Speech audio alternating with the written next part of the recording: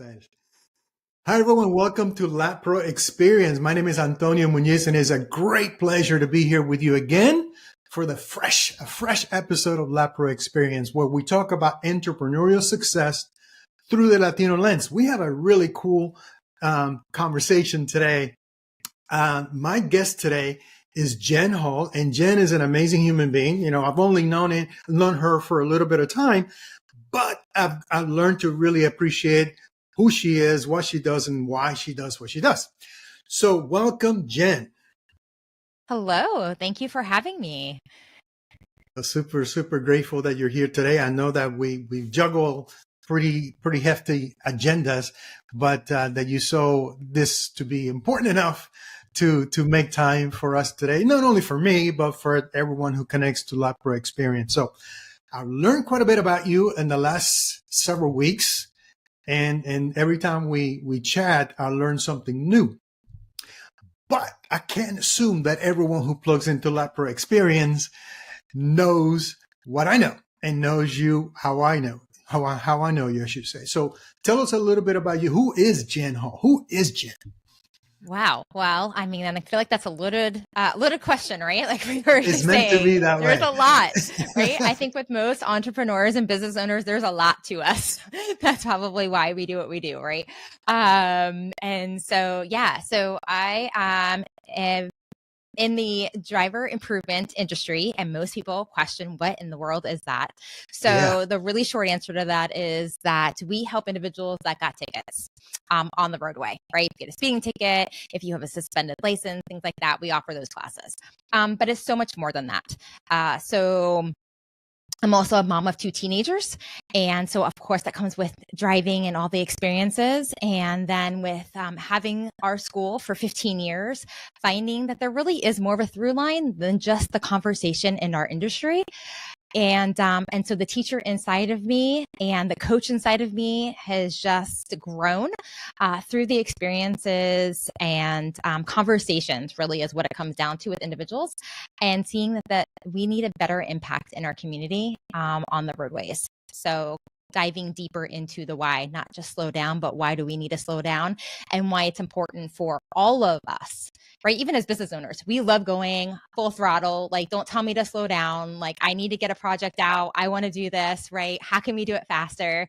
But there are times in our life where we do need to slow down, right? And be intentional about our decision-making. And so that's ultimately why I do what I do, and I don't step back from it. I disagree completely with everything that you just said. I'm just kidding. What do you mean we have to slow down? You know? Right? We do. It's hard. I mean, I have not done opportunities because I'm like, wait, this means that I'm going to not be able to go as fast as I want to, like have conversations as quickly as I want to. And trust me, I have many projects in my brain. I have so many things going on, right, that we could do. And so I have to remind myself as well as that we need to slow down in times where it requires us to slow down, like on the roadway, right? We can't be multitasking and doing all the things that, we want to do, and taking advantage of time and condensing time, right? As conversation that most business owners have, like how can I condense time and have the impact and the income and all the things.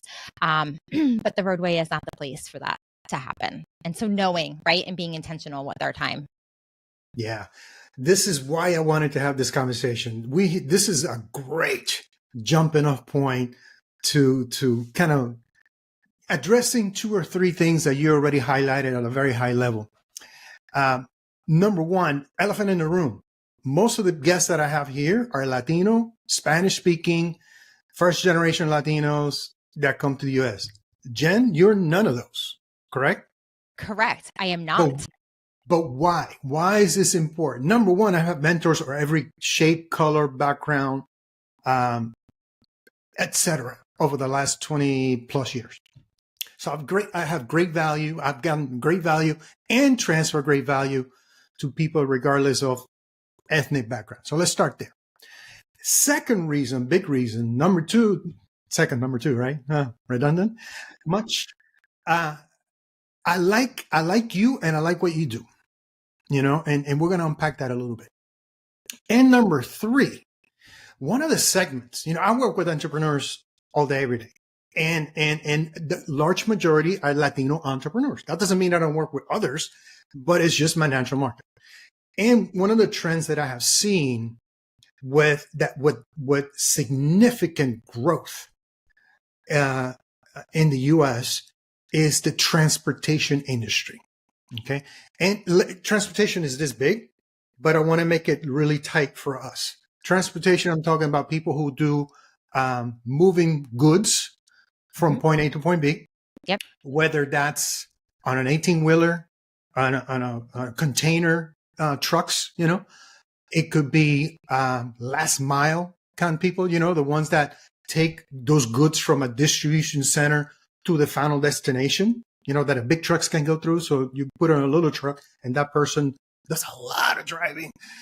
And the third segment that I've seen huge growth is on the home delivery of everything, right? I just had a Walmart Plus delivery 22 minutes ago. I freaking love it. I didn't know that I was missing this. But it's so much easier. I'm not going to lie. I do Kroger, but whatever, or Thrive Market or Amazon, right? Exactly. But it has to get to us, right? Somebody is making that. Post office for ages, right? They deliver stuff to your house, right? So yeah. Exactly. So those are the really three reasons why we're having this conversation. I think this is going to be great value to a lot of people. So let's start with one thing, right? We got to start someplace. You share with me or with us a little bit of who you are and a little bit of your journey, but I want to make sure that is clear.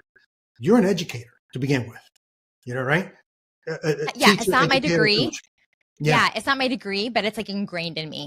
And so my degree is exercise science with a minor in healthcare issues.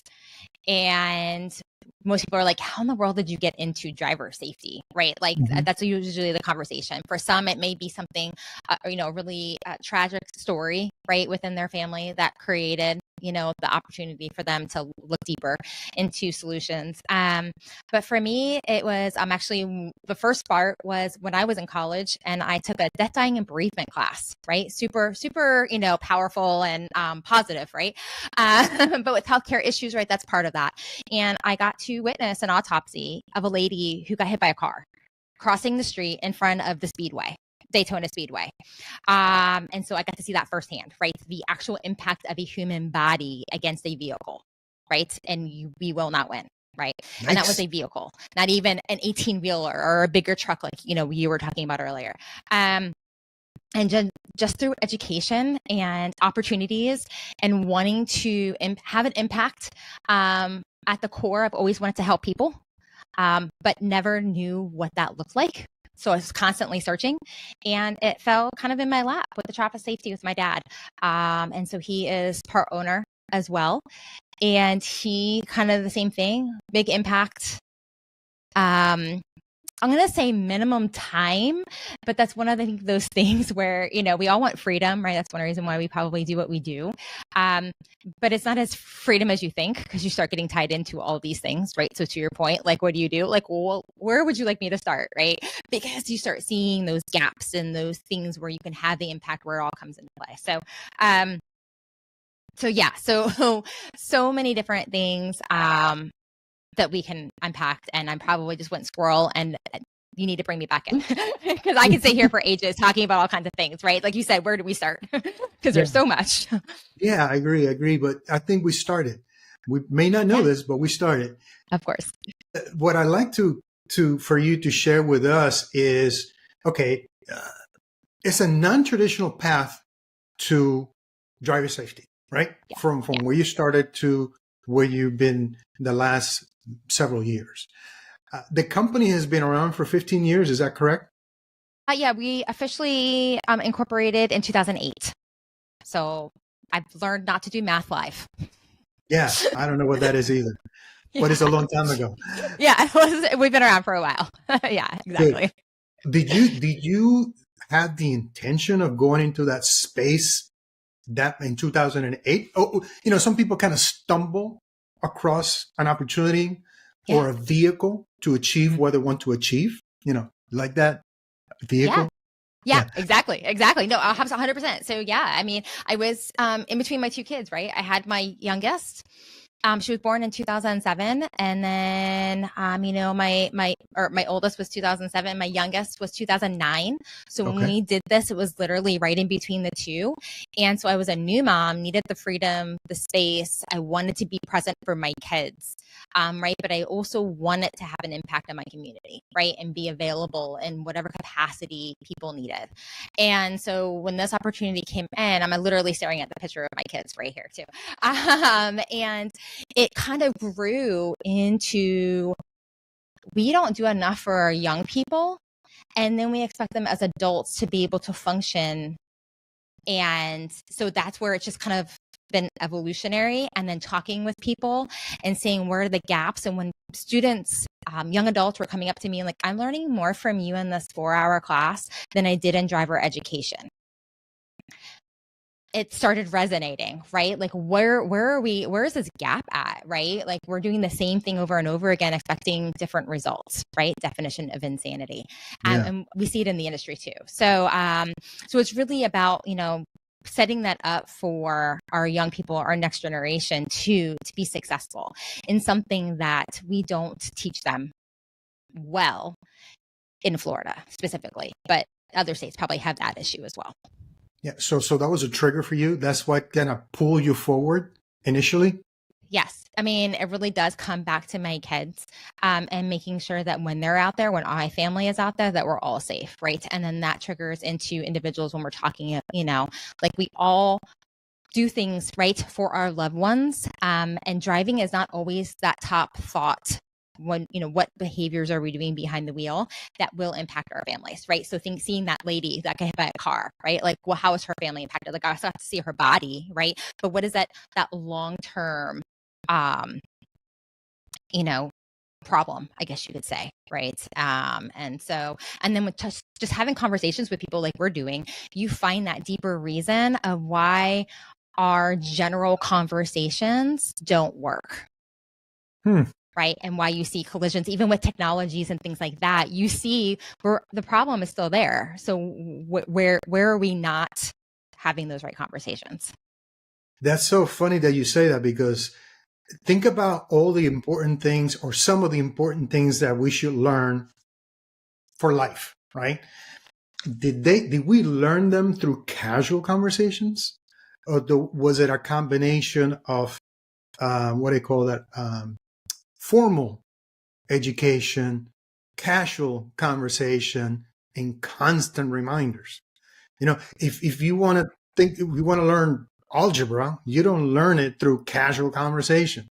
If you want to learn, to dance, you don't do it through casual conversations.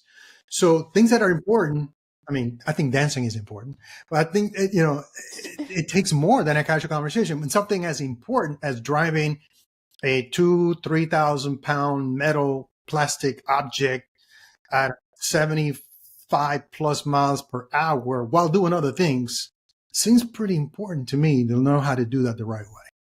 Correct. Right. And this is what I usually tell people too, even in class, right? Like if you need brain surgery, right, you're not going to go to somebody who just took human anatomy and physiology that did, a biopsy or whatever on a cat, right? Like you want someone that's the expert in brain surgery, right? That has had the training to be able to do what you specifically need, right? And yet we have just anybody, right, teaching drivers, right, their habits, which aren't always good habits, right? And that's what we're going to end up teaching. There was a study when I first got trained in this, that said, you know how to drive by the time you were 13 years of age. So to kind of go into that, like you were actually watching your parents or whoever it was that drove you around all the time, you were actually learning from them, from a casual area, but that doesn't mean you were learning the right things. Wow. No doubt. Most of us did not learn the right things. You trigger a memory that I wouldn't have time to go into, but I was like, wow, that actually happened. I was in the car when that happened. Mm-hmm. So no, I get it. So it's funny when you go through the entrepreneurial journey, sometimes it's an idea, right? Yes. An idea, and you're like, wow, I want to make that idea real. I'm going to take it to the world for whatever reason. Sometimes is, to your point, I wanted to have the flexibility or the freedom, the way you say, to be more present with your young children from the get-go, not later on, but right now. Maybe sometimes that's the trigger. And then what was the trigger is not the reason or the purpose for you continuing on long term. It could be, I'm not speaking for you, but for a lot of people, that's stage one. Stage two is just follow that example. Hey, my kids are already kind of self-sufficient. They're teenagers. They're kind of independent. They really don't want me around that much. And that's okay. So my purpose now is to perhaps increase the top level revenue of my business. So I start funding my future life, funding not only my present, but my future life, retirement, that kind of stuff. Yep. And that can transform to, wow, I'm doing really well there. I have a system to get me where I want to be financially. Now I'm looking at the purpose of this business is to impact at a higher level, reach more people, move the needle on this thing that is going in the wrong way. I want to correct it this way through my work and have a longer lasting impact on a greater number of people. So do you find yourself 15 years in having gone through some of those exercises? Yes, for sure. If I'm being totally honest, especially as entrepreneurs, we probably all have that roller coaster of business, life, all the things, right? I was at the bottom of the roller coaster in just November, right? Like I'm shutting it all down. Burn it to the ground. I'm done. To your point, like, right, my kids are almost out of, the house. Like I want those last 2 years to be impactful with them. Like this is just too much, right? Emotionally, all the things. Because we didn't have the right systems in place. Like we were doing things, right? But we were kind of just doing it inside, say something versus tracking it, creating the SOP, things like that, right? So really making sure that, to your point, those systems are in place. Because I wanted to burn it all down. And then I sat with it for a little while and took some time, right, to figure out where is that future going, right? Where we currently are, is it worth it for that long term?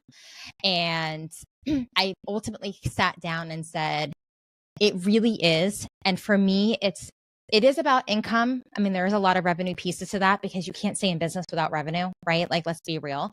I mean, even as a nonprofit, right? Like you still have to have income, right? Whether it's through grants or something else, you still have to have income to make it work, right? To stay alive. And so, but for me, it was so much more that impact. So many people coming out of our classes, with me specifically, at least, like I have just learned so much. I did not realize there was so much into this. And that ultimately is still what drives me, is that one-to-one connection with our drivers that is showing impact.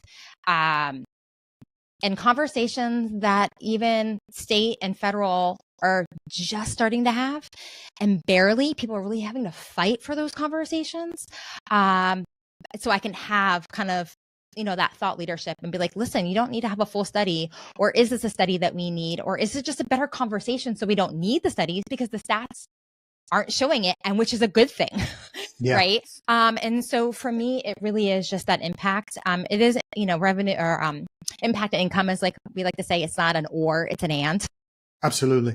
Right. Because that helps drive when that income may not be right. That impact can help drive. So right now I'm in that roller coaster of income. It is what it is right now with our current state. But that impact is what's driving that piece to be better and to stick with it. No, I mean, I totally get it. And thank you for sharing that part of your journey. You're not alone. I think everyone who kind of dismisses the roller coaster, they're lying to themselves. That's the worst thing. You can lie to me all you want, but lying to yourself is a real sin. Yes. And I don't mean that in the biblical sense. I mean that in this is hurting you, man. Yeah. And we continue to go through that. I tell you, it doesn't go away. I will tell you that peaks and valleys, the distance, the amplitude is smaller because you know more, right? You know more and you do more and you do better.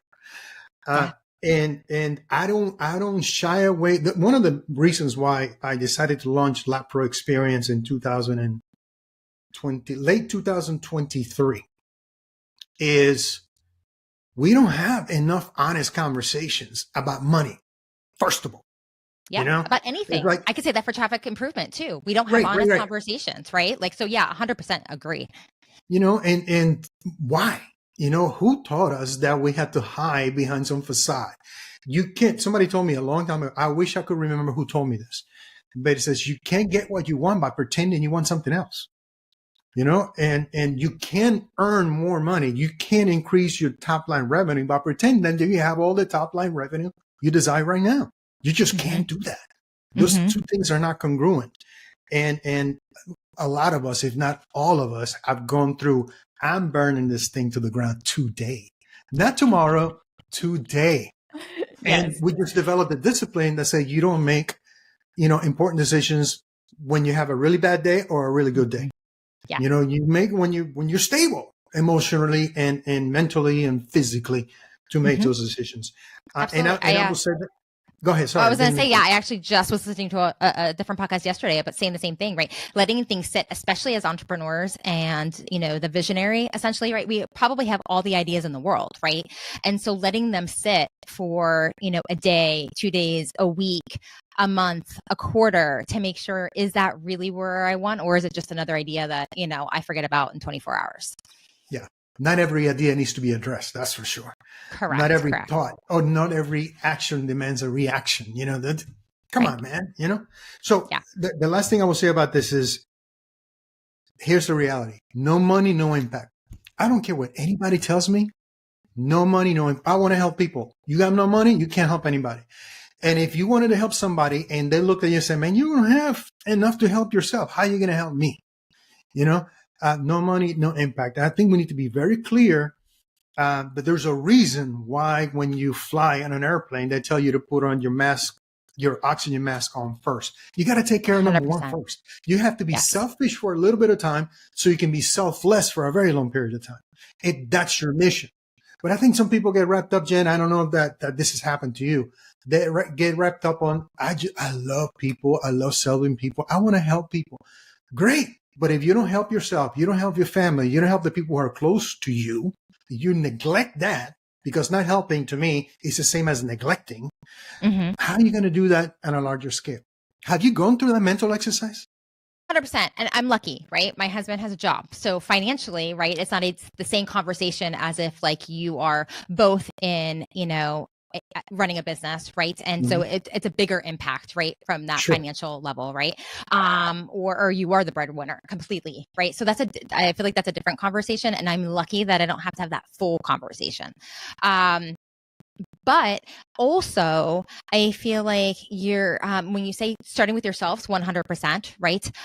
Because if your cup isn't full, you can't give that impact, right? You're not going to make clear decisions moving forward for the best of everybody, right? So there is that side of it too. So financial is a piece of it, 100%. We talk about that too in especially our 8-hour class, right? Like it's just not the whole conversation, but it's a piece of the conversation for sure. But also being available emotionally for you and for your people around you, right? Your household, right? And that's the conversation too that we have. Like you are a role model and a mentor also for your family, right? So that immediate impact. So if that financial piece to that conversation is important, right? Then having that. But like with my girls, right? We had these conversations early where it was age appropriate, right? Because I was showing them that like, you can't multitask. Like you're little and you don't understand, but if you're asking me for a drink or food or snacks as mom on the car, I'm showing you that's possible. And so you're going to think that when you're 16 and behind the wheel, you can do that too. That's so right. What kind of impact are you having in your household is for sure one of those important conversations, whether you're a business owner or just, any kind of leader, right? If you're a parent, you're a leader. Right? You're a mentor. You're an educator, right? So even if you're not in that world, you still are if you have kids, grandkids, right? Nieces, nephews, doesn't matter. Younger siblings. Yeah. Even your spouse, the spouse is watching you. 100%, right? Like they can't be successful in their own right if you're not helpful to them and vice versa. right? So yeah, 100%. All those conversations are super important, and financial for sure, right? And having that conversation, like, this is where we stand. What can we do? How can we work together so that impact is met as well, right? So if the income is falling short, if the income is doing really well, cool. Like, what do we need to do as a family and as a unit to continue that impact while also having that income and sustaining our four walls and our basics, right? Maslow's hierarchy of need. For anybody that's never heard, it's a psychology, right, theory. Mm-hmm. And the bottom is food and water and air, right? Our basics. We have to have that at the bottom of our pyramid, right? You're not going to have anything else without that. The next one's safety. Financial safety, psychological safety, right? I throw in traffic safety, right? I mean, all of those things. So there's a reason why our needs need to be met in a certain order. Yeah. And I just want to add, because I talk about money or in revenue, a lot of times I'm saying the word, but I'm saying more than money. You know, I believe in the terminology of using the terminology of wealth. Wealth could be money, could be spiritual, could be physical, it could be safety, it could be whatever. But it's wealth, it's being well, it's the act of being well. That's what wealth is. And in the situation that you described, which is very common in our community, when you have a family, the average size of a Latino family is a little bit over 4, right? It's 2.5 kids, 2 3/4 kids. I don't know. It moves around. But family of 4, just for argument's sake or conversation's sake, and there's a large percentage of entrepreneurs where they have the situation that you're describing. There's one person, at least one of the two people have a W-2 job, right? Mm-hmm. They're Right. working 8, 10, 12 hours a day, 5, 6, 7 days a week. And the other person is now saying, I need to do more, or I like to do more. And they say, well, I have responsibilities already because we have a young family, but I also want to contribute in this other way. So it's similar to what you described your situation to be. Now, what happens in that situation optimally is that, yeah, the one person who doesn't have to get up at 5 and go to work may feel like, wow, thank God we have that safety net. And that's true. But we can't let that become a crutch. We cannot let them become like, well, we're good. If I burn this thing to the ground tomorrow, very little consequences. Mm-hmm. And I will tell you that everyone has a choice. You can think that way if you want to.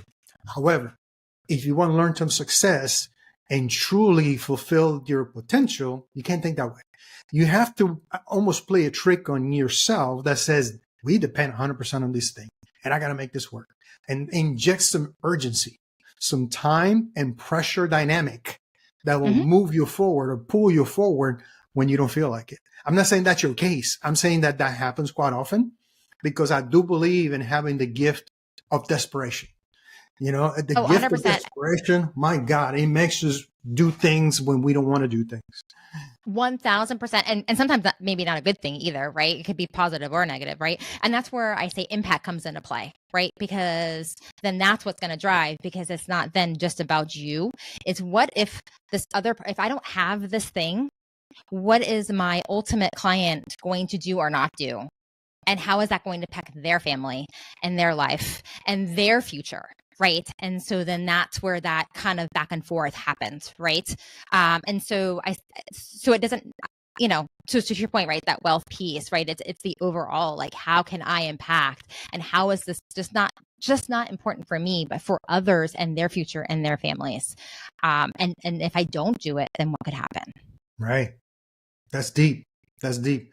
Listen, we kind of went around kind of on the outskirts of what it takes to kind of the mental game, right? And what it takes to decide to become an entrepreneur and to decide every day that this is a good idea. Mm-hmm. Let's talk specifically. I always ask my clients these 2 simple questions, and you'd be surprised how many people cannot answer. So there's a little bit of pressure on you. I think say no pressure whatsoever. Yeah. This is just 2 of us. No big deal.